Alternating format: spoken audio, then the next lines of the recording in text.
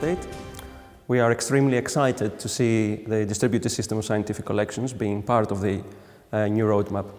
It is basically the joint effort of 115 organizations across 21 European countries to join forces and transform what we call a quite fragmented landscape of natural science collections into a coherent, unified research infrastructure.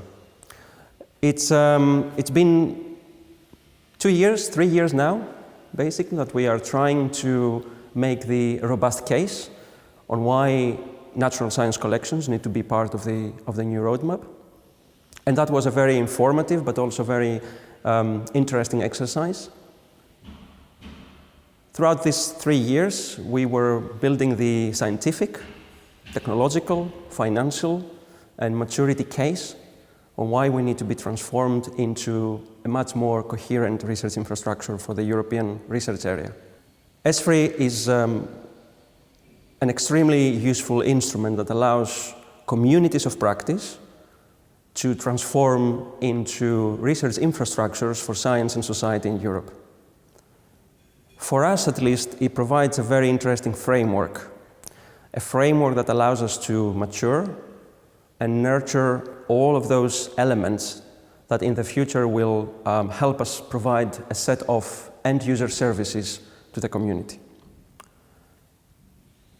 For as we enter now the roadmap, and for the next 7 to 8 years, we will go through a very interesting period whereby we need to prepare, fully prepare, construct, and finally operate that new research infrastructure.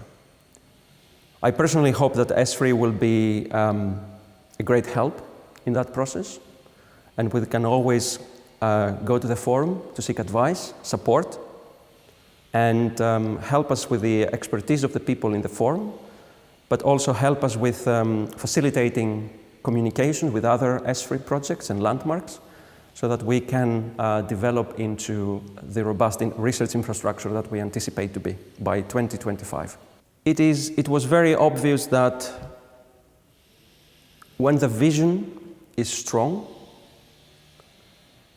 and when the community is mature, it became very obvious that the process was quite straightforward for us. What I want to say is that sometimes communities of practice go through a lot of processes, a lot of phases. And it is usually that becomes very evident at some point that they need to take the next step. For each community is probably different. For us, now it was the time. So what I would advise is to be able to articulate and support a strong scientific vision of what you want to achieve, and a narrative that first and most of all is credible within your own community, within your own community of practice. If it is convincing enough for you, it will be convincing enough for everyone else.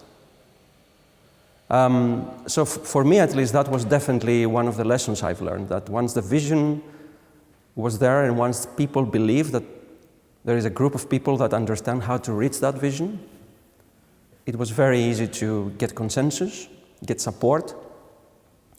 It's always very important to get support from organizations and people who are leaders in your community, are leaders in your domain.